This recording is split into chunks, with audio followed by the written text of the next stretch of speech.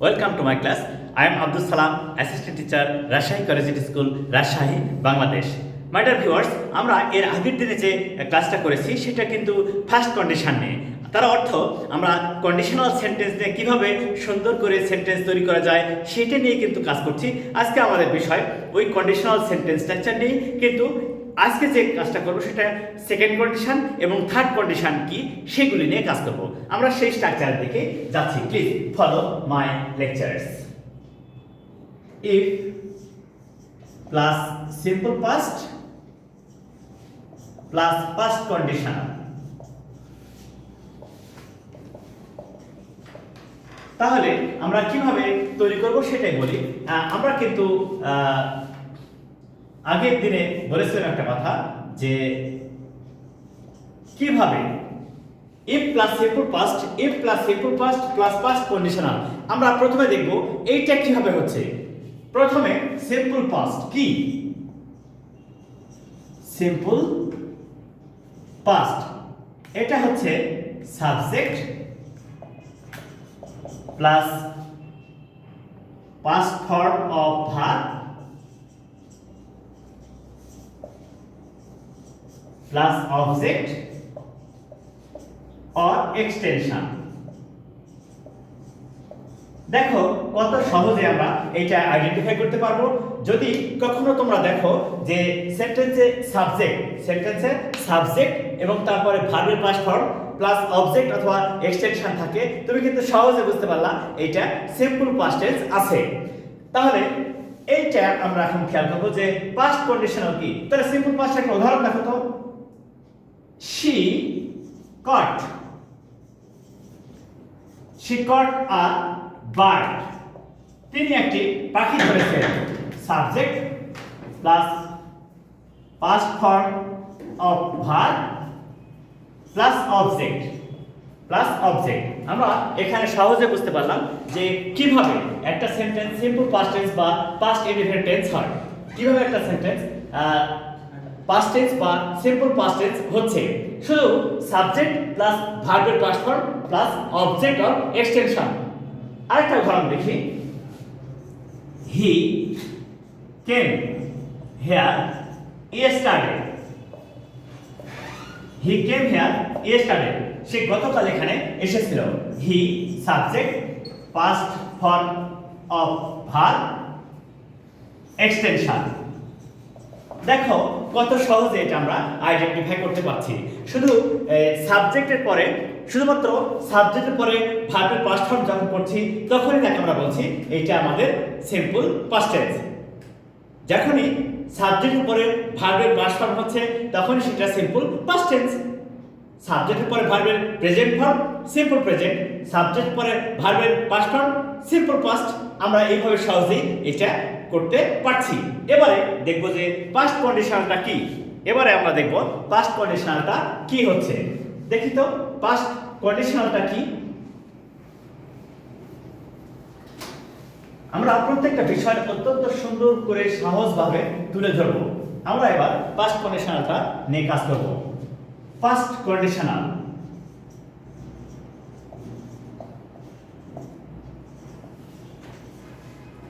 এটা দেখি তো পাস্ট কন্ডিশনাল কি।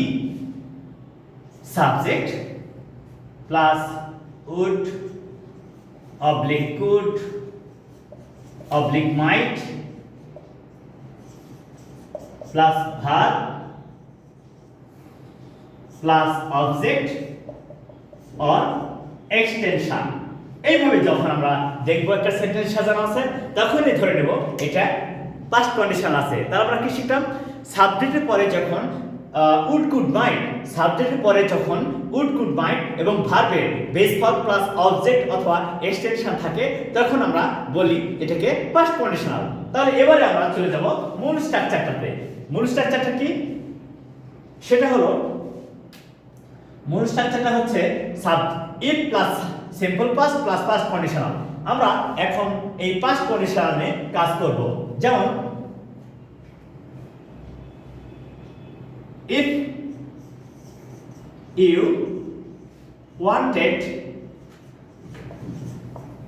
wanted your mother would help you. If you wanted, তুমি যদি চাইতে, ইফ ইউ ওয়ান্টেড, তুমি যদি চাইতে, your mother would help you, তোমার মা তোমাকে সাহায্য করতে। দেখো কত সহজে করতে পারছি আমরা। সাবজেক্ট প্লাস ভার্বের পাস্ট ফর্ম, তাহলে এটা সিম্পল পাস্ট টেন্স। এই সেন্টেন্সটা শুরু হলো ইফ দ্বারা, সেন্টেন্সটা শুরু হলো ইফ দ্বারা, তাহলে কি হলো সাবজেক্ট প্লাস ভার্বের পাস্ট ফর্ম, সেন্টেন্স শুরু হচ্ছে ইফ দ্বারা। তাহলে প্রথম ক্লজ হচ্ছে সিম্পল পাস্ট, পরেরটা পাস্ট কন্ডিশনাল কি subject would could might plus ভার্বের বেস ফর্ম প্লাস এক্সটেনশন। এইভাবে আমরা সহজেই করতে পারছি। তাহলে আশা করি তোমাদের এখানে আর কোনো সমস্যা নেই। আমরা এখন চেষ্টা করব যে কিভাবে পাস্ট কন্ডিশনাল আর সেকেন্ড কন্ডিশনাল ইউজ করে সুন্দর সেন্টেন্স লেখা যায়। আমরা এখানে একটা কথা বলা প্রয়োজন, সেটা কি যে কখন উড বসবে, কখন কুড, কখন মাইট। একজন ব্যক্তি অতীতকালে অনিয়মিতভাবে কোনো কাজ করত, এই অনিয়মিত কাজ অতীতকালে প্রকাশ করার জন্য সাবজেক্ট প্লাস উড প্লাস ভার্বের বেস ফর্ম প্লাস এক্সটেনশন এই স্ট্রাকচার ব্যবহার করতে হবে। যেমন আমরা একটা উদাহরণ দেব, দেখো তো। If she tried a lot, if she tried a lot, she could finish her work. দেখো তো কিভাবে হচ্ছে। if she tried a lot, if দ্বারা শুরু হলো সেন্টেন্সটা এবং সেটা সাবজেক্ট, এটা ভার্বের পাস্ট ফর্ম, এইটা অবজেক্ট। আবার এই পাস্ট কন্ডিশনাল যেটা, সেই স্ট্রাকচারটা কিভাবে শুরু হচ্ছে, এই she হচ্ছে সাবজেক্ট, could, তারপরে ভার্বের ভার্ব, অবজেক্ট। দেখো কত সহজে এই স্ট্রাকচার ব্যবহার করে আমরা সেন্টেন্স লিখতে পারছি। তাহলে আমরা কি দেখলাম? আমরা দেখলাম যে একটা সেন্টেন্স যদি ইফ দ্বারা শুরু হয়, সেন্টেন্সটি যদি ইফ দ্বারা শুরু হয় এবং প্রথম clause past tense simple past, প্রথম ক্লজটা কি সিম্পল পাস্ট টেন্স হয়, তাহলে দ্বিতীয় ক্লজটা হচ্ছে পাস্ট কন্ডিশনাল। তাহলে পাস্ট কন্ডিশনাল কিভাবে হচ্ছে, এই যে subject plus would could might plus ভার্বের base form plus object or extension. যখন আমরা এইভাবে দেখছি তখন সেটা হচ্ছে সেকেন্ড কন্ডিশন, আর এই দ্বিতীয় অংশকে বলা হচ্ছে past conditional.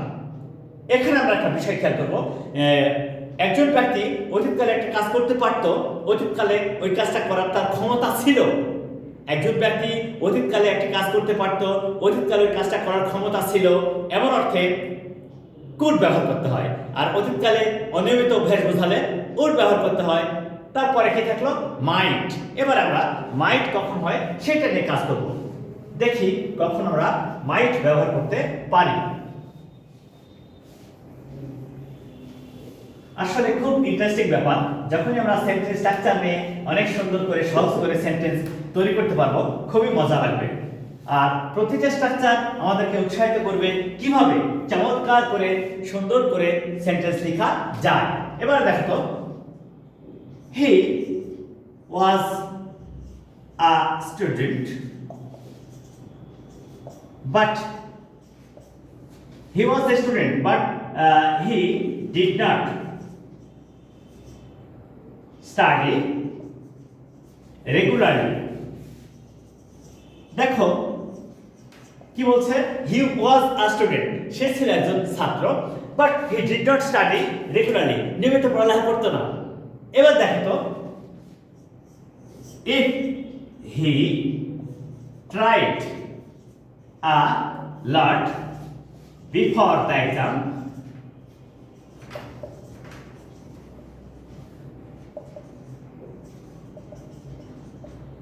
he might stand fast।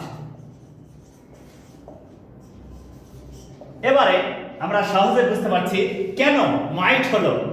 দেখো এখানে একটা ইনফরমেশনের ব্যাপার আছে, সেটা কি বলছে, হি ওয়াজ আ স্টুডেন্ট, সে ছিল একজন ছাত্র, but he did not study regularly, কিন্তু সে নিয়মিত অধ্যয়ন করতো না, সে নিয়মিত অধ্যয়ন করতো না। আচ্ছা, একটা ছাত্র যদি নিয়মিত অধ্যয়ন না করে এবং পরীক্ষার পূর্বে যদি প্রচুর চেষ্টা করে, তাহলে কি করা সম্ভব? নো, কখনোই সম্ভব নয়। তাহলে ভালো করার জন্য কি করতে হয়? one should study very sincerely from the very beginning. From the very beginning. তাহলে আমরা এখানে একেবারে সহজে শিখব কি?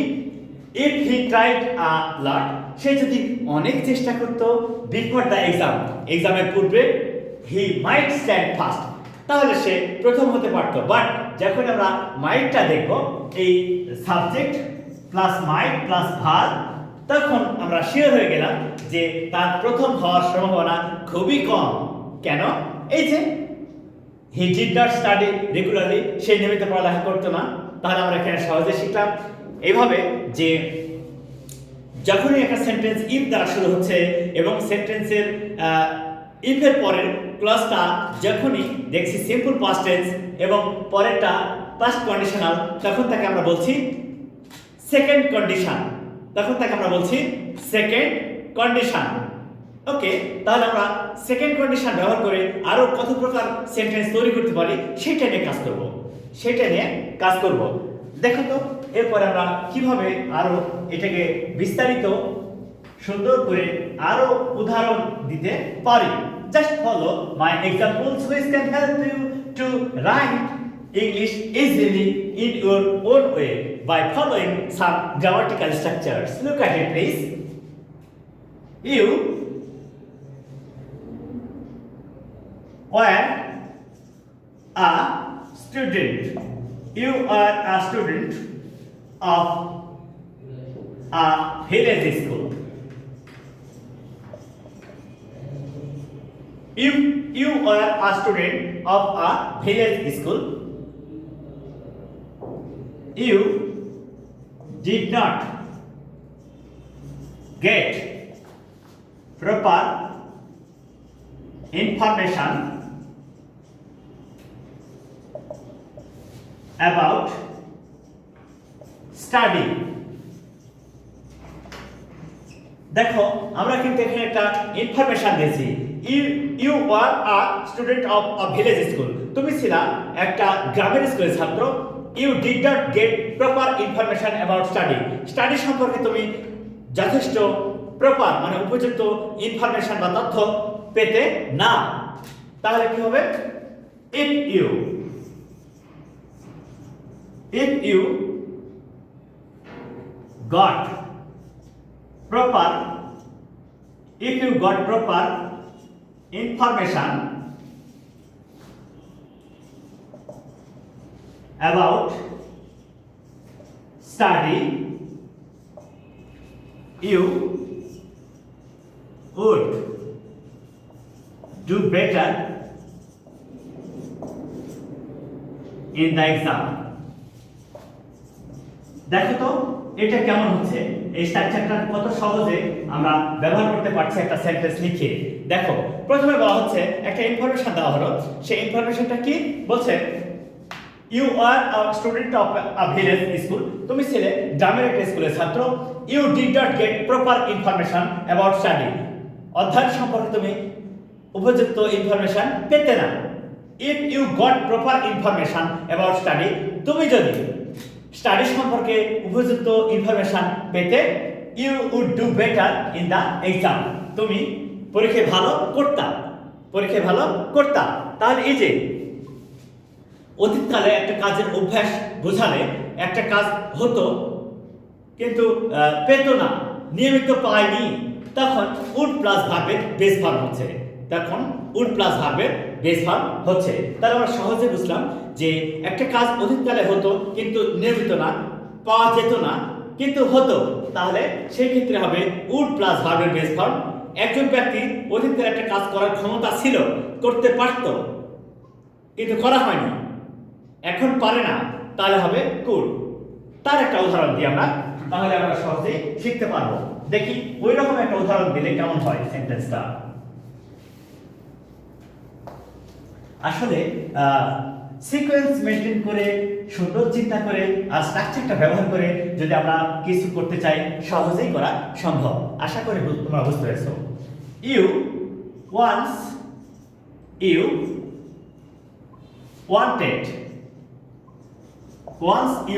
wanted to go to the capital city.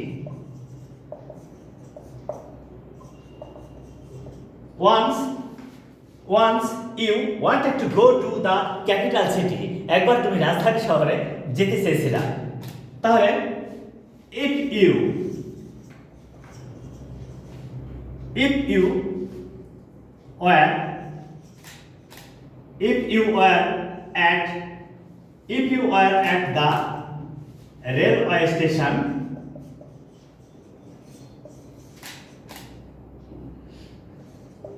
were at the railway station,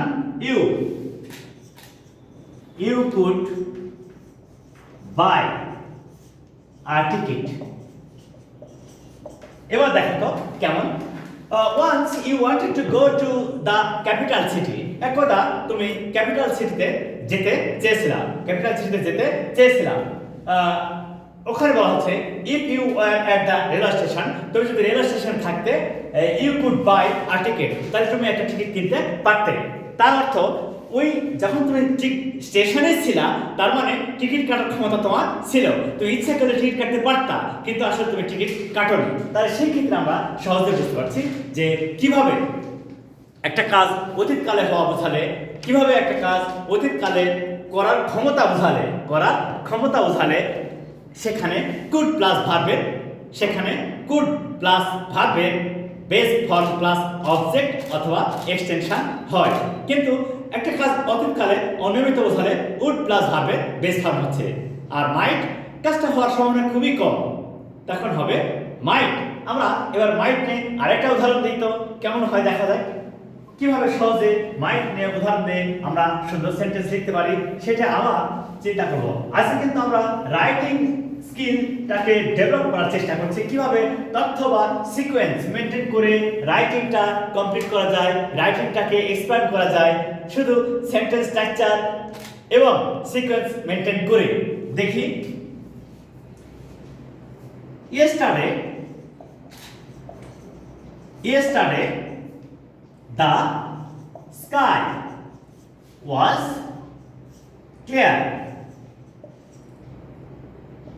Yesterday the sky was clear. গতকাল ছিল আকাশ পরিষ্কার। If it became cloudy,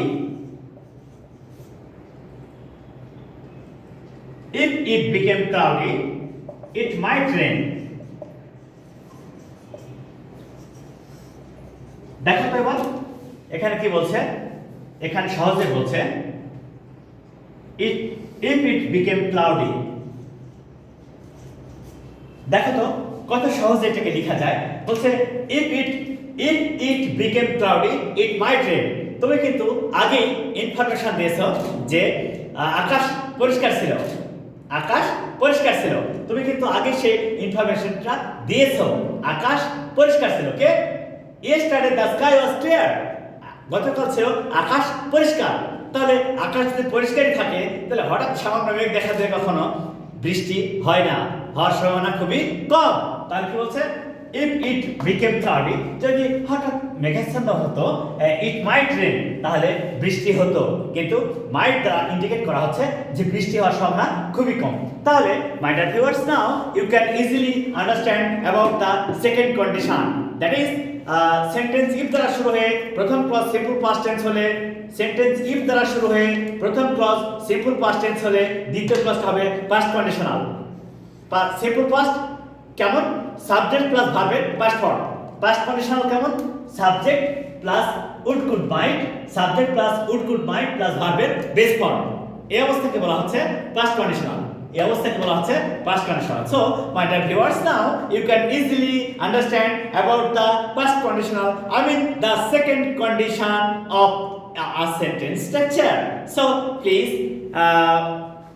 like my channel, follow it, subscribe it and share it to your friends so that they may be benefited by you. Thank you.